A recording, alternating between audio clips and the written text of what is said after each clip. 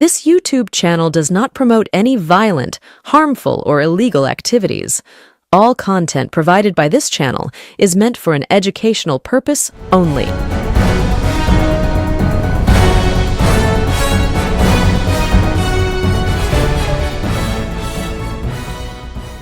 নমস্কার, আমি প্রতিবেদক সায়ন্তন চক্রবর্তী। আপনারা দেখছেন বঙ্গচক্র ইউটিউব চ্যানেল।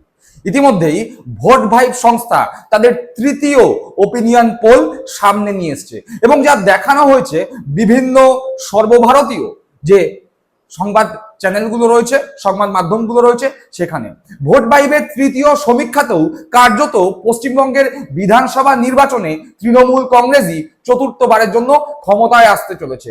বলাই বাহুল্য, এই ভোট ভাইব গত মার্চ মাসে তাদের দ্বিতীয় যে সমীক্ষা, সেই সমীক্ষা সামনে নিয়ে এসেছিল।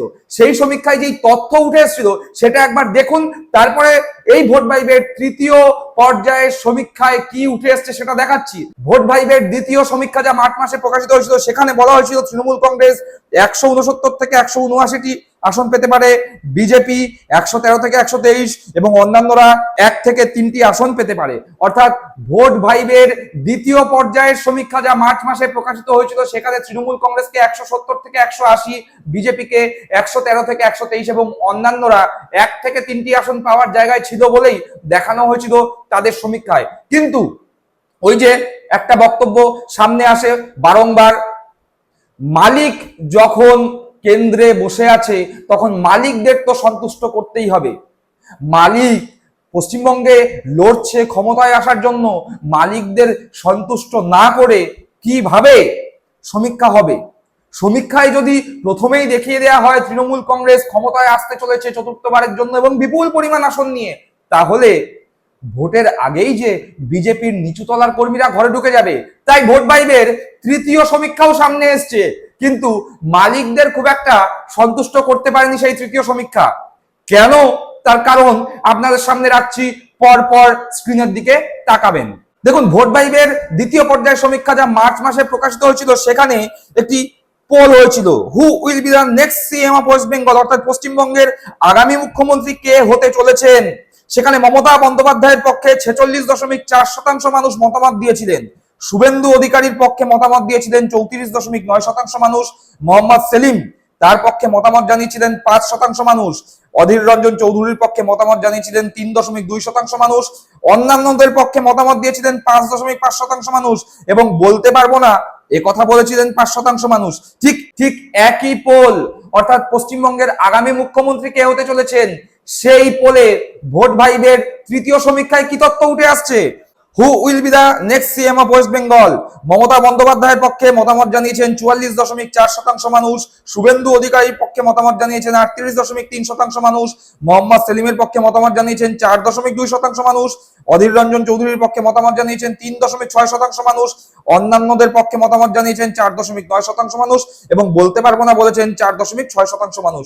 অর্থাৎ এই পোল আগামী মুখ্যমন্ত্রী কে হতে চলেছেন, ভোট ভাইবের মার্চ মাসের করা দ্বিতীয় সমীক্ষা এবং এই এপ্রিল মাসে আসা তৃতীয় সমীক্ষা, দুটি সমীক্ষাতেই দেখা যাচ্ছে মমতা বন্দ্যোপাধ্যায় নিকটতম প্রতিদ্বন্দ্বী শুভেন্দু অধিকারীকে প্রচুর পিছনে ফেলে আগামী 2026 বিধানসভা নির্বাচনের পর চতুর্থবারের মুখ্যমন্ত্রী হওয়ার জন্য মানুষের মনের মধ্যে সব থেকে বেশি প্রভাব ফেলছে। বাংলার প্রায় 45% মানুষজন মনে করছেন পশ্চিমবঙ্গে চতুর্থবারের জন্য মুখ্যমন্ত্রী হতে চলেছেন মমতা বন্দ্যোপাধ্যায়। এ তো গেল মুখ্যমন্ত্রী কে হতে চলেছেন সেই সমীক্ষা, যা ভোট ভাইব তাদের মার্চ মাসে দেখিয়েছিল এবং এপ্রিল মাসে তাদের লেটেস্ট তৃতীয় সমীক্ষায় দেখালো।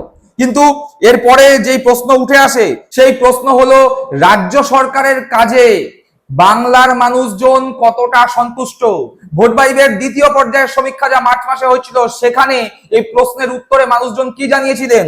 দ্বিতীয় পর্যায়ের সমীক্ষায়, how would you rate the overall performance of the current state government in the past 5 years, অর্থাৎ বিগত 5 বছরে রাজ্য সরকারের কাজকে আপনি কিভাবে নম্বর দেবেন? সেখানে ভেরি গুড, অর্থাৎ পশ্চিমবঙ্গ সরকারের রাজ্য সরকারের কাজে সন্তুষ্ট, খুব সন্তুষ্ট, ভেরি গুড বলেছেন 32.7% মানুষ, ভালো গুড বলেছেন 10.6% মানুষ, এভারেজ মোটামুটি বলেছেন 10.2% মানুষ, খারাপ 18.3% মানুষ বলেছেন, খুব খারাপ 20.6% মানুষ বলেছেন, এবং বলতে পারবো না বলেছেন 17.6% মানুষ।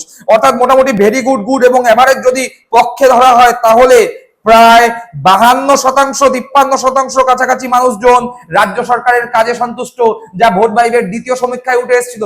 এবার ভোট ভাইবের তৃতীয় সমীক্ষায় কি বলা হচ্ছে? ভোট ভাইবের তৃতীয় সমীক্ষায় যেই তথ্য উঠে এসছে সেই তথ্যে বলা হচ্ছে, how do you rate overall performance of the current government, অর্থাৎ বাংলার বর্তমান সরকারের কাজে আপনারা কতটা সন্তুষ্ট? ভেরি গুড বলছেন 31.1% মানুষ, গুড বলছেন 9.9% মানুষ, এভারেজ বলছেন 11% মানুষ। অর্থাৎ এই তিনটে যদি মেলানো যায় তাহলেও তৃণমূল কংগ্রেসের সরকার, সেই সরকারের কাজে বাংলার প্রায় 51% মানুষজন খুশি। পুওর অর্থাৎ খুশি নয় বলছেন 15% মানুষ, ভেরি পুওর একদমই খুশি নয় বলছেন 26.2% মানুষ, কানসে অর্থাৎ বলতে পারবো না বলছেন 6.7% মানুষ। অর্থাৎ তৃতীয় সমীক্ষায় বলা হচ্ছে যে প্রায় বাংলার 52% মানুষজন এই পশ্চিমবঙ্গ সরকারের বিগত 5 বছরের কাজে অত্যন্ত খুশি। বোঝাই যাচ্ছে বাংলার 52% মানুষজন এই সরকারের পক্ষে মতামত দিতে চলেছে।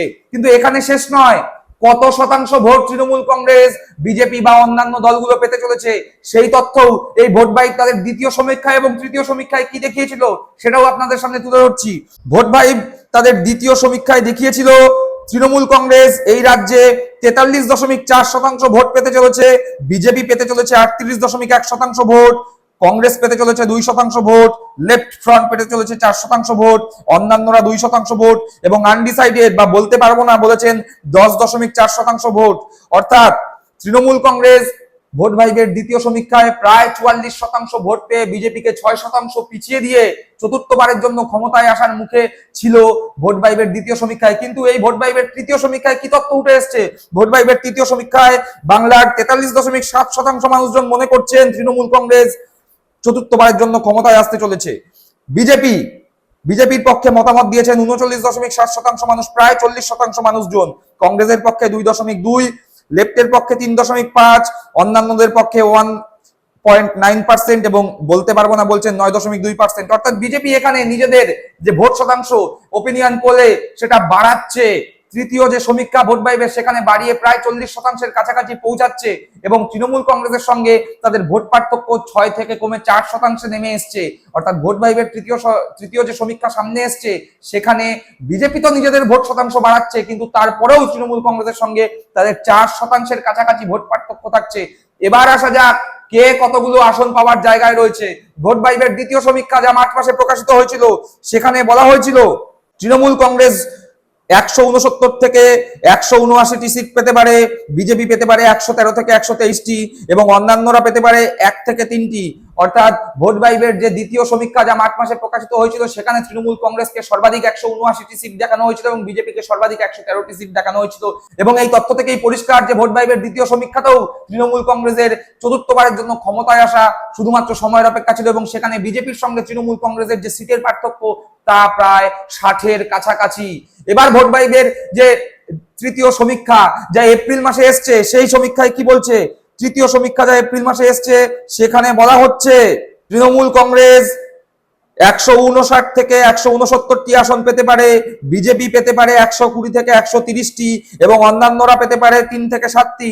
অর্থাৎ তৃতীয় যে সমীক্ষা সেই সমীক্ষায় তৃণমূল কংগ্রেসের আসন কমছে, এটা ভোট ভাইবের পক্ষ থেকে দেখানো হচ্ছে এবং দেখানো হচ্ছে বিজেপির আসন বাড়ছে, কিন্তু তারপরেও তৃণমূল কংগ্রেস সর্বাধিক 160টি আসন পাওয়ার জায়গায় এবং বিজেপি সর্বাধিক 130টি আসন পাওয়ার জায়গায় এবং তারপরেও তৃণমূল কংগ্রেসের সঙ্গে বিজেপির আসনের পার্থক্য 30। অর্থাৎ শত চেষ্টা করেও বাংলায় বিজেপিকে যে ম্যাজিক ফিগার 147 সেটা পার করাতে পারছে না কোনো ভোট সমীক্ষক সংস্থা। এবং প্রত্যেক সমীক্ষাতেই এক প্রকার ধরা পড়ে যাচ্ছে যে তৃণমূল কংগ্রেসের চতুর্থবারের ক্ষমতায় আসা শুধুমাত্র সময়ের অপেক্ষা। প্রথমেই যে কথা বলে শুরু করেছিলাম, কেন্দ্রের যে মালিকরা বসে আছে সেই মালিকদের রক্তচক্ষুকে উপেক্ষা করে বিজেপি আসলে যে 100-র তলায় থাকবে সেটা দেখাতে ভয় পায় বিভিন্ন কেন্দ্রীয় যে সমস্ত সমীক্ষক সংস্থাগুলো আছে তারা। তাই এই ভোট ভাইবো সেই ট্র্যাক রেকর্ড অক্ষুণ্ণ রেখে মার্চে যা দেখিয়েছিল এপ্রিলে এসে তার থেকে কিছুটা হলেও বিজেপিকে উন্নত অবস্থায় দেখাতে বাধ্য হলো, কিন্তু তারপরেও বিজেপির কপালে শিকে ছিড়ল না। ক্ষমতায় আসার মতো যে ম্যাজিক ফিগার, সেই ম্যাজিক ফিগারের ধারে কাছে পৌঁছানো গেল না। আর উল্টো দিকে আমরা দেখতে পেলাম ভোট ভাইব সংস্থার তৃতীয় দফার সমীক্ষায় আসন কমলো বটে, কিন্তু তারপরেও অত্যন্ত সম্মানজনক জায়গায় সুস্থ সংখ্যক আসন নিয়ে চতুর্থবারের জন্য ক্ষমতায় আসা শুধুমাত্র সময়ের অপেক্ষা মমতা বন্দ্যোপাধ্যায়ের। দর্শক বন্ধুরা, কি মনে করছেন এই সমীক্ষা সম্পর্কে? অবশ্যই আপনাদের মূল্যবান মতামত কমেন্ট বক্সে কমেন্ট করে জানাবেন। সকলে ভালো থাকবেন, সুস্থ থাকবেন। জয় হিন্দ, বন্দে মাতরম।